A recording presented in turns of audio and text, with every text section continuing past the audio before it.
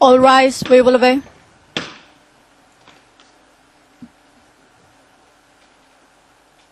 The International Criminal Court is now in session. L'audience de la Cour pénale internationale est ouverte. Please be seated. Veuillez vous asseoir. Thank you very much. Court officer, please call the case. Merci, Monsieur le Président. La situation en République du Kenya, dans l'affaire Le Procureur contre William Samoei Ruto et Joshua Arap-Sang, ICC 0109 0111. Nous sommes en audience publique. Thank you very much. Appearances remain as they were yesterday? No, Your Honours. We have some changes on the prosecution side. I remain here, Anton Steinberg. With me, Lorenzo Hugliati, Lucio Garcia, Thomas Franziger, and our case manager, Yasmina Suljanovic. Thank you, Your Honours. And Mr. Naratetic? The same, Your Honour. Thank you. Mr. Kinkatwa? Morning, Your Honours. My team remains the same.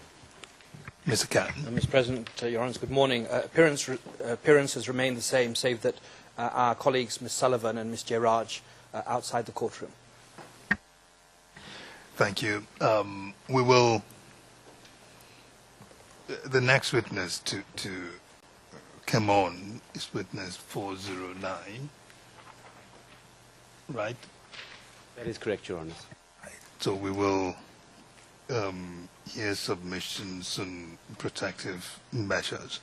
We're now in open session. Your Honours, I would ask that we go into private session for the submissions on protective measures. We will be dealing with issues, no doubt, of security. We will go into private session then.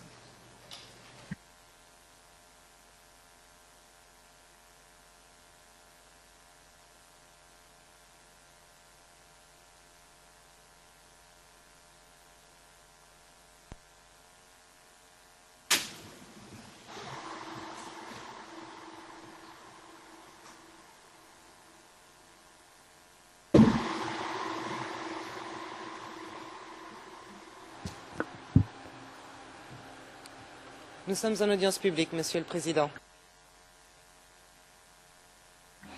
Thank you very much. Witness, welcome to the court. Court officer will now read your solemn, will read your declaration, will help you with your declaration. Then she will read it out, and then you please repeat it.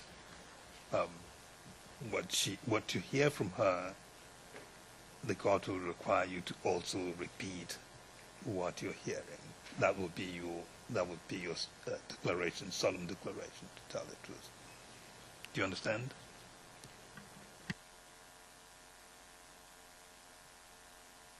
Elewa. Right. Court officer, please.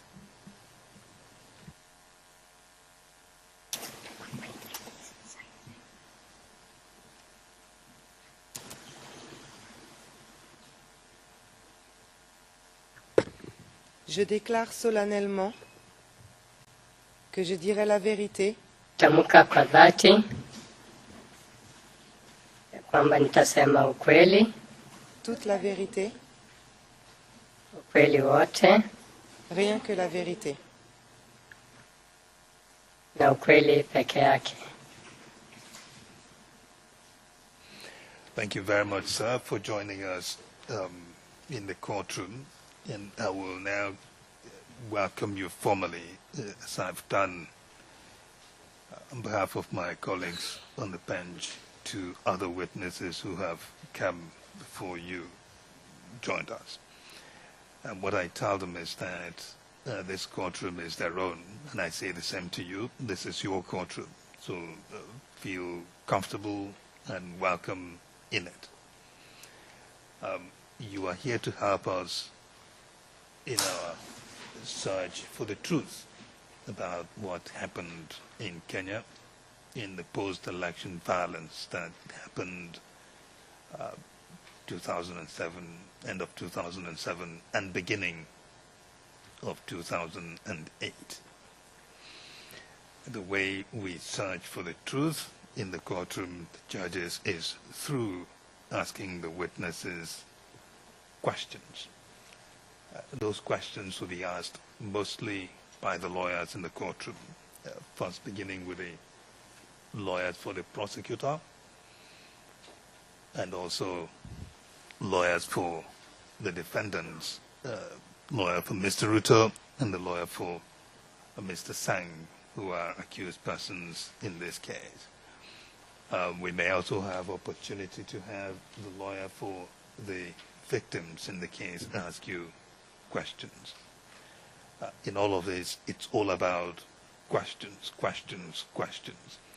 And sometimes these questions can be rather irritating to witnesses, and some questions might even be offensive to witnesses in terms of their sensibilities. I want you to keep in mind that those questions are not in vain. That is how the work is done.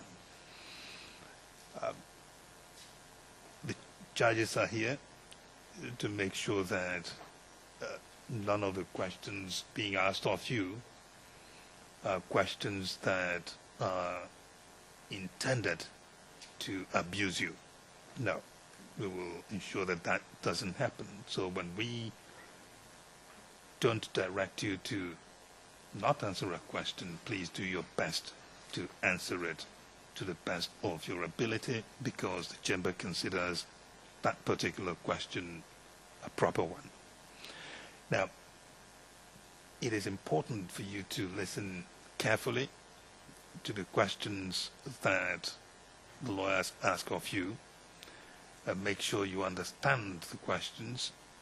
Once you understand the questions, then answer the questions as truthfully. No, not even as truthfully. Answer the questions simply truthfully. It may be the case that you attempted to guess. Try not to guess at an answer. So try your best to give us information that you yourself observed, not what you guessed the answer would be. Try not to also draw inferences. I don't know how we translate inferences in Swahili. That is doing the math, 1 + 1 = 2, something like that. Just testify to one and the other one and leave the court and the lawyers to argue about whether 1 + 1 amounts to 2. In that sort of scenario, don't give us the 2, just try and concentrate on 1 + 1, something like that. Also, try not to argue with the lawyers. If you do not understand the question, you are free to ask them to repeat themselves, but try not to argue with them that what they're asking you doesn't make sense and things like that.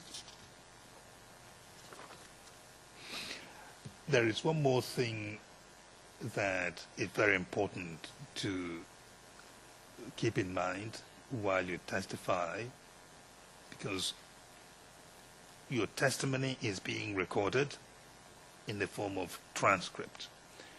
To do that, there are some colleagues in the courtroom who are assisting with that. There are interpreters there who will be interpreting questions from English into Swahili. There will also be court reporters who are recording all this testimony. You will need to assist in making their job easy, because when you do that, then your testimony will be carefully and fully recorded. To do that, we will require you to speak at a moderate pace, not too fast and not too slow. To speak in a pace that will give them time to interpret and give them time to record what you're saying. It is also important to keep in mind one more thing that happens. See, those colleagues I talked to you about, they're not inside the courtroom. So when you're talking, they cannot hear you. They hear you through only the microphone. So it is important at all times that we leave the microphone free for them to hear. There should not be any cross-wiring, overlapping speakers. So it requires that when the question is being asked of you, you wait until the question is finished. Even if you know the answer to the question before it is completed, still wait for the question to finish, and then pause a little. You can count, if you can count 1, 2, 3 in Swahili, or up to 5 in your mind. 1, 2, 3, 4, 5, something like that, before you start. Count that in your mind. That gives space for the question to finish so that the interpreters and the court reporters finish recording it, and then you beginning to answer, because then the interpreters and court reporters are also able to fully get your answer, so we don't have overlapping speakers on the microphone. Because when there is overlapping speeches, as I said, the risk is there that the interpreters and the court reporters will not hear what is being said. They will not capture it properly. One more thing. You have been granted what we call protective measures. Your face is not being shown to the public. Only those in the courtroom are seeing your face. And your voice is also not being heard by the public. They use technology to distort your image so that somebody watching the TV will not know it is you. And also your voice is distorted. So somebody who's, again, watching from outside or listening from outside will not capture that that is your own voice speaking. That is part of the protective measures we give to witnesses. The reason is to protect your identity. But there's also another way that identity is revealed to the public, apart from your face and your voice. And that is by information you give in your answer about who you are. So it is important for you, when you're testifying, to not give your name in your answer when we're in the open session. And I'll tell you what I mean by that in a minute. But when we're in the open session, that's when the public can hear you. It's important for you not to put your name in an answer, or the names of your relatives, or your very close friends, or family members, or where you live. It's also important for you to not give information that might be unique in identifying who you are, even though such information may not be your name or address. It could be something you observed, a story you know, or you were there when it happened and you are the only one who would have been there, or one of very few people, 2 or 3 people who would have been there. So that when you tell that story, any other person who already knew that you were the one involved in that story will know that's you. So it's important to not give that kind of information when we are in the open session. That doesn't mean that you will not give those information, including your name, addresses, and all that. But when there is a need for that sort of information to be given, we will go into what we call private session. Private session is a session when nothing is being broadcast to the public, not even your distorted face or voice. But we are in private, and only those in the courtroom are hearing you. So then you can fully reveal who you are, your identity. You can tell us anything in private session. And you know that, but you wouldn't know easily that we're in private or public session, except for one little button that you see in front of you. If you look beyond the microphone, see the 2 microphones in front of you, there is another button with a red light on. Do you see it? There's a button with red. To your right, a little to your right. Do you see? Can you point it out for me, please? No. Okay. The court officer will come and point it out to you. All right. You see that little box? Right. Always keep an eye on it.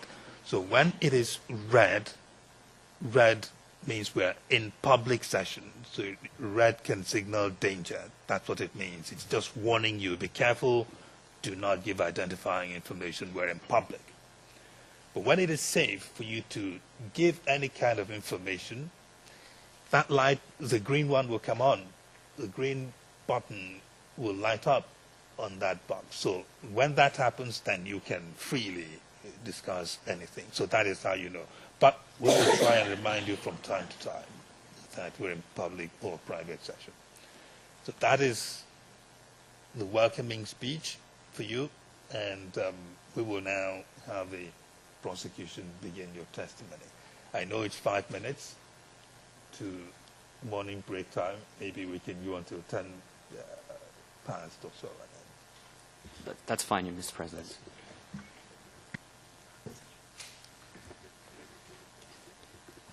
In fact, we kick off in private session if the court is minded to elicit the personal information of the witness. All right. Have you indicated on the record the Rule 66.3 and 74.1 cautions? Yes, that has been done. That has been done. All right. We go to private session then.